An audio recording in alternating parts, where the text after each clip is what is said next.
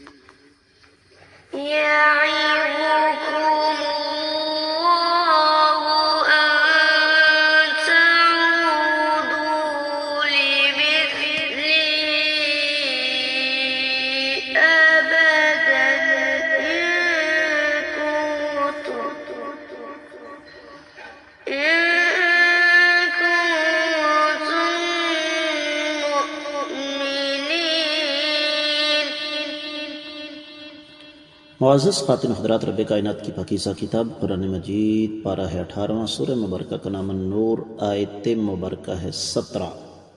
داستان وہی ہے جو پیچھے سے چلتی ہوئی آ رہی ہے، یعنی داستان افک۔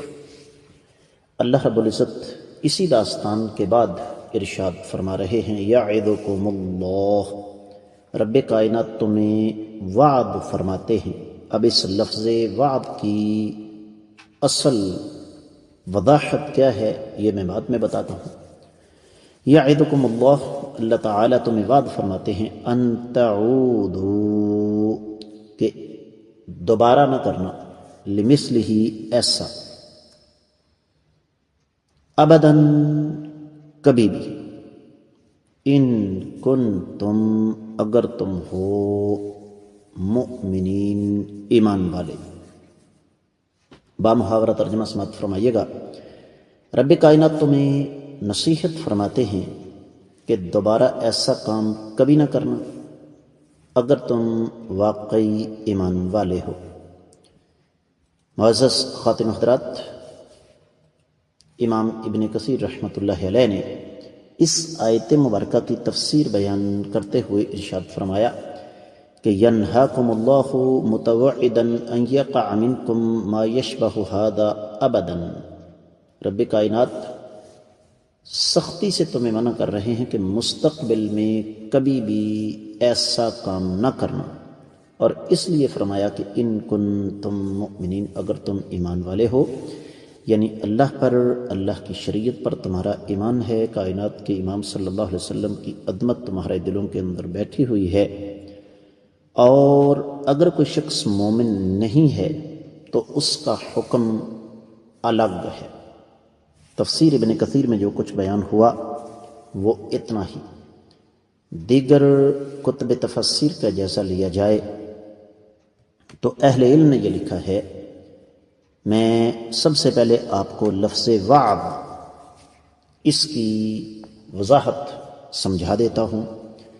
عربی زبان میں کہتے ہیں، هو الکلام الذی یطلب به تجنب المخاطب به امرا قبیحا او فعل امر محمود۔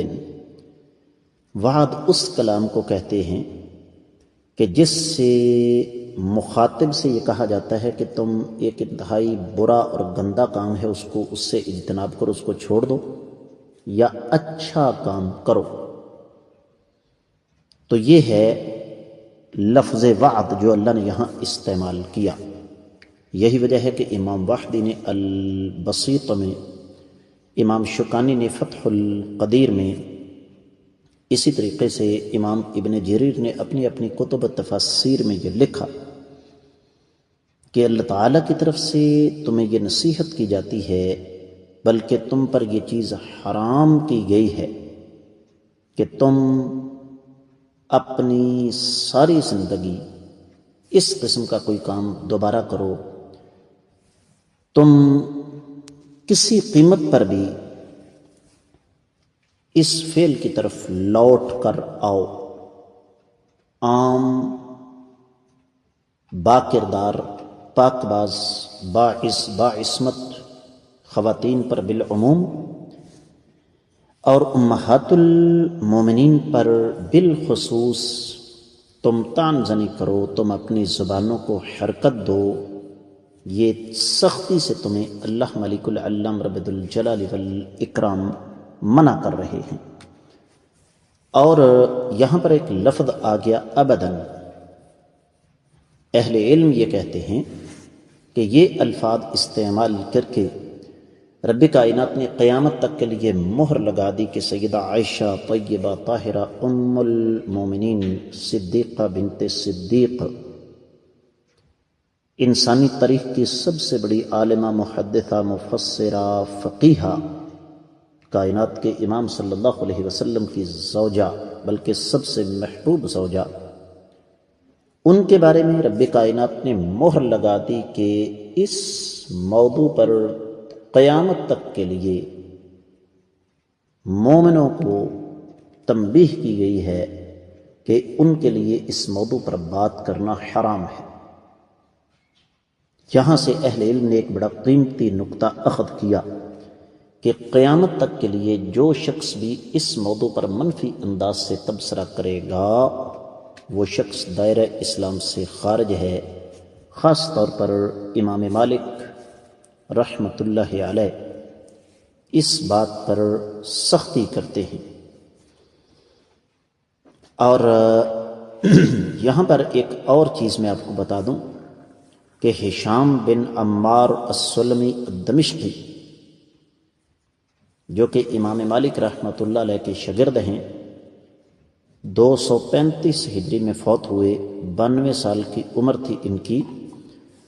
ان کی ایک بات نوٹ کیجئے، بڑی قیمتی بات ہے۔ وہ فرماتے ہیں کہ جو سیدنا ابو بکر اور سیدنا عمر رضی اللہ تعالیٰ عنہما کے بارے میں نازیبہ کلمات کہے، اس کو سختی سے ادب سکھایا جائے گا، لیکن جو امی عائشہ رضی اللہ تعالی عنہا کے بارے میں نازیبہ کلمات کہے اسے قتل کر دیا جائے، کیونکہ رب کائنات نے فرما دیا ہے کہ یعدکم اللہ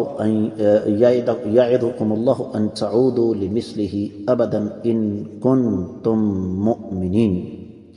تو جس نے سیدہ عائشہ رضی اللہ تعالی عنہا پر نازیبہ کلمات ان کے بارے میں کہے، اس نے قرآن کی مخالفت کی، اور جس نے قرآن کی مخالفت کی وہ واجب القتل ہے۔ اور یہاں پر مخالفت سے مراد قرآن کی نص کا انکار ہے، کیونکہ اللہ رب العزت نے سیدہ عائشہ رضی اللہ تعالی عنہا کے بارے میں اس انداز سے برات کا اعلان کیا ہے کہ اس میں کسی تعویل کی کوئی گنجائش نہیں ہے۔ اور یہی وجہ ہے کہ ابن عربی نہیں، ابن العربی نے اس بات کا جزم کیا ہے کہ جو شخص سیدہ عائشہ رضی اللہ تعالی عنہا کے بارے میں ناشائستہ اور نازیبہ کلمات کہتا ہے وہ شخص یقینی طور پر بہت بڑا مجرم ہے۔ اور یہاں پر وعد کا لفظ بھی اللہ نے اسی وجہ سے استعمال فرمایا ہے کہ اس میں دلالت بالکل واضح ہے کہ اگر تم نے یہ کام کیا تو یاد رکھنا کہ تم لوگ پھر دائرہ ایمان سے خارج ہو جاؤ گے۔ معزز خواتین و حضرات، یہ ایک لمحہ فکریہ ہے ان ظالموں کے لیے، ان بدبختوں کے لیے جو کہ سیدہ عائشہ رضی اللہ تعالی عنہا کے بارے میں اپنی گندی اور بیہودہ زبانوں کو حرکت دیتے ہیں۔ تو اس آیت مبارکہ کا یہی بنیادی درس ہے کہ اللہ نے ہمیں یہاں تنبیہ فرمائی ہے اس کے ساتھ ہی آج کے سبق سے اجازت دیجیے۔ السلام علیکم ورحمۃ اللہ وبرکاتہ۔